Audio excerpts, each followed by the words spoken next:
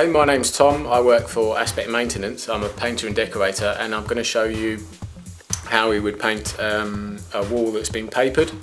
This particular wall has actually been lined, which is just a flat paper, and it's designed to be painted over.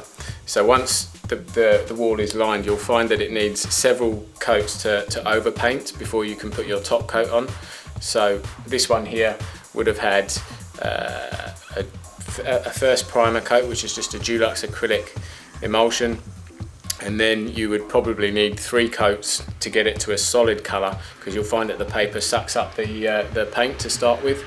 Other things to remember: where you've got seams on the wallpaper, you quite often get bubbles, which is where if the paste hasn't taken properly and you've got air behind the paper, it sort of tends to bulge up a bit.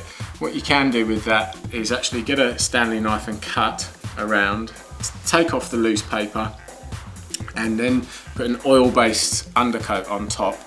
Just paint that in and leave it to dry.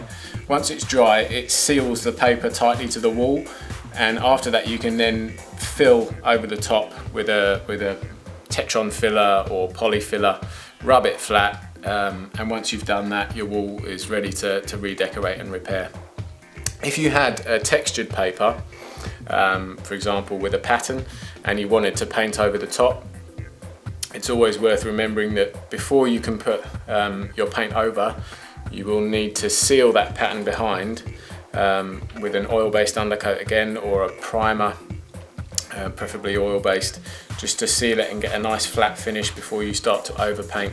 Otherwise you'll see that pattern come back through quite often. If it's a very textured paper, you will always see the texture come through. The only way to get rid of that is to strip the paper, reline the walls, or if the walls are in good condition, you can paint directly onto the plaster, just a bit of filling, something like that. And that's how you would paint various different types of wallpaper.